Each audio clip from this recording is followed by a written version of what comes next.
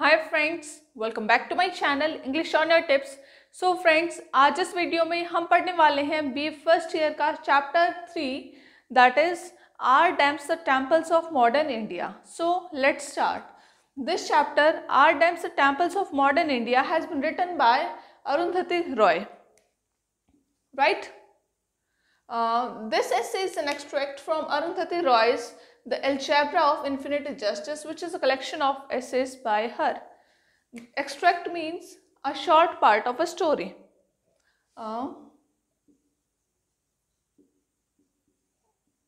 A short part of a story, right? This essay is an extract from Arundhati Roy's The Algebra of Infinite Justice, which is a collection of essays by her. जो ये है the algebra of infinity justice, ये क्या है? इनके द्वारा लिखी गई एसेज का एक कलेक्शन है।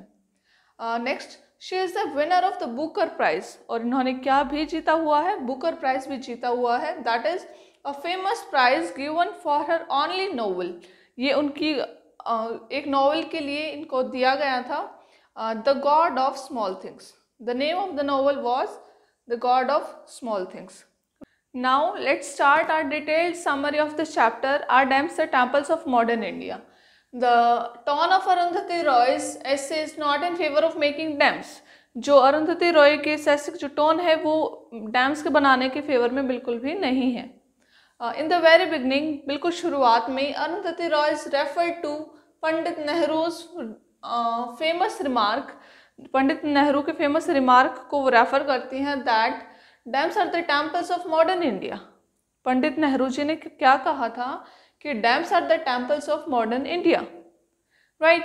Next, the essay says that Nehru's followers shot unnatural zeal in building dams in India. जो राइटर हैं वो क्या कहती हैं कि जो नेहरू जी के फॉलोअर्स थे उन्होंने अननेचुरल सा अपना ज़ील दिखाया। Zeal means enthusiasm. Enthusiasm means जोश। here जोश, बिल्कुल एक अननेचुरल सा जोश दिखाया डैम्स के बनाने में। Dam building was considered as the nation building work. Dam building was considered as very important, as important as the nation building work, right? The building of new dams destroyed the old system of irrigation. जो नए dam बनाने का जो काम था उसने किस चीज़ को डिस्ट्रॉय कर दिया? Old system of irrigation. Irrigation की जो हमारा ट्रेडिशनल सिस्टम था उसको डिस्ट्रॉय कर दिया। It was a traditional system that supported the life of village communities for thousand of years. ये वही अपना ट्रेडिशनल सिस्टम था जिसने हज़ारों सालों से विलेज कम्युनिटीज़ को सपोर्ट कर रखा था, right? They had been managing the system of irrigation with ease. वो बड़ी आसानी से अपने इरिगेशन के ट्रेडिशनल सिस्टम को बड़े ही आसानी से चला रहे थे। The government built all types of dams, small and big. Government ने हर प्रकार के डैम्स को बनाया, छोटे बड़े हर प्रकार के डैम्स को बनाया। As a result of that, इसके परिणाम स्वरूप India has been called the world's third largest dam builder. इसके परिणाम स्वरूप क्या हुआ? इंडिया को पूरे दुनिया का तीसरा नंबर मिल गया। किसमें? World's third largest dam builder में, राइट? तो क्या देखा हमने अभी तक? सबसे पहले जो अरुंधति रॉय के सेसिक टॉन है वो क्या है? डैम बिल्डिंग के फेवर में बिल्कुल भी नहीं है, राइट? देन अरुंधति रॉय नेहरू जी की उस फेमस रिमार्क को रेफर करते हैं that dams are the temples of modern India. उसके बाद क्या ऑथर क्या कहती हैं, राइटर क्या कहती हैं दैट कि नेहरू के जो फॉलोअर्स थे उन्होंने एक अननेचुरल सा जोश दिखाया डैम बिल्डिंग में। Dam building was considered as important as the nation building work, right?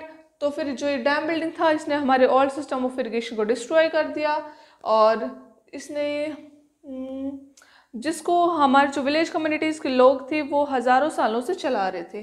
Government built, जो हमारे जो गवर्नमेंट है उसने हर प्रकार के डैम्स को बनाया, छोटे बड़े हर प्रकार के डैम्स बनाए। As a result of that, इसके परिणाम स्वरूप India has been called the world's third largest dam builder. Now the central water commission says that India has 3,600 big dams, कि इंडिया में 3600 बिग डैम्स, ये ऐसा किसका कहना है? सेंट्रल वाटर कमीशन का। आउट ऑफ दिस, इनमें से 3300 have been built after independence, इनमें से 3300 इंडिपेंडेंस के बाद बने हैं। About 1000 dams are under construction, तकरीबन 1000 जो डैम्स है वो अंडर कंस्ट्रक्शन है, मीन्स उनमें काम चल रहा है, वो बन रहे हैं। Here the writer strongly remarks that India boasts of being the third largest dam builder in the world. यहाँ पे स्ट्रॉन्गली रिमार्क करती है जो ऑथर है अरुंधति रॉय, कहती है कि हाँ India world third largest dam builder तो बन गया, but on the other hand 1/5 of our population doesn't have safe drinking water. लेकिन अपनी जो इंडिया की जो 1/5 पॉपुलेशन है उसके पास सेफ ड्रिंकिंग वाटर नहीं है। 2/3 have no basic sanitation facilities, और जो 2/3 है पॉपुलेशन का उसके पास basic facilities, basic sanitation facilities नहीं है। So it sounds bad.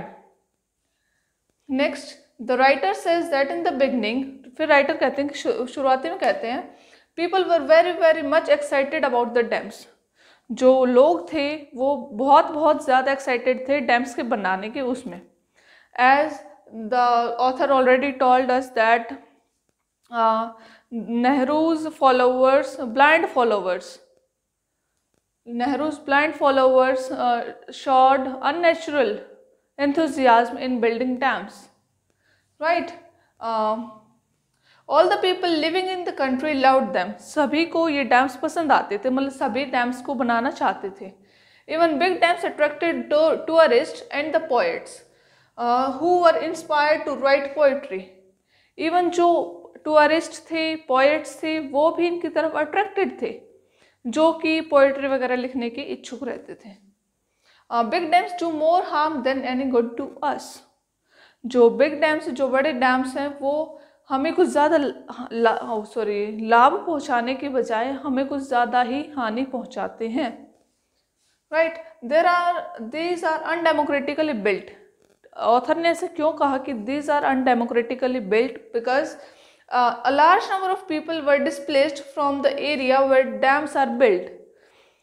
जो जहाँ पे भी डैम्स बनाए गए थे वहाँ से एक लार्ज नंबर ऑफ पीपल, एक बड़ी संख्या में जो लोग थे उनको वहाँ से डिस्प्लेस किया गया था, वहाँ से हटाया गया था कि यहाँ पर डैम बिल्डिंग का काम शुरू होगा। So that's why they do big dams do more harm than any good to us, right? So that's what the author said, that that big dams do more harm than any good to us, because a large number of people were displaced from the area where dams are built, right?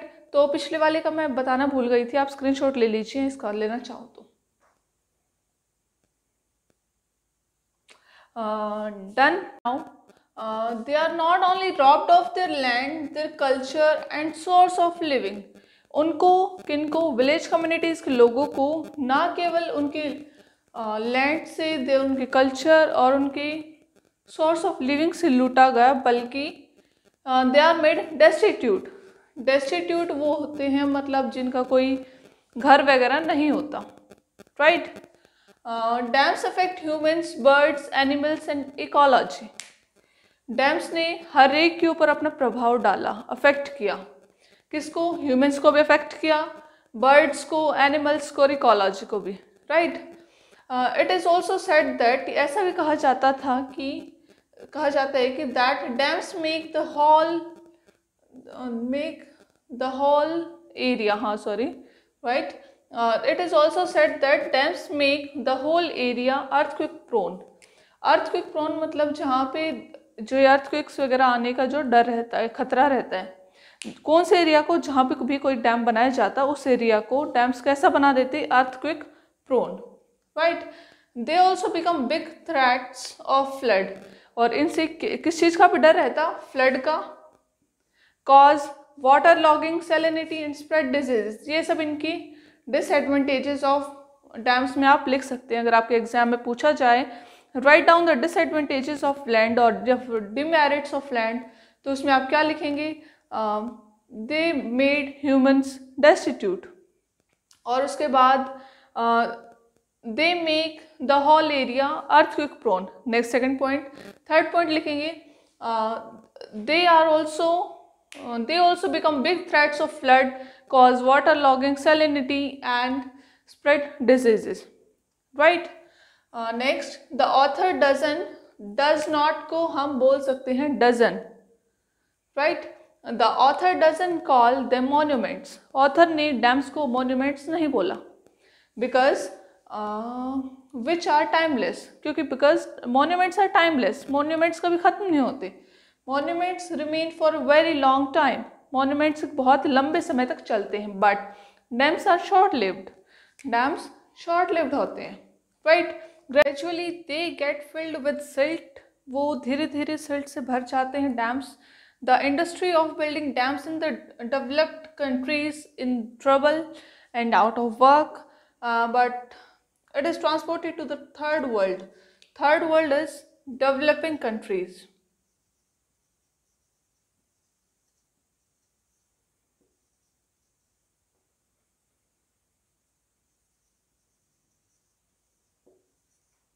Developing countries in the name of developmental aid. Aid means help. So friends, that's all about this video. If you have any doubt then feel free to ask in the comment section. और अगर आपको video helpful लगी हो तो please hit the like button and don't forget to subscribe my channel English on your tips. Thanks for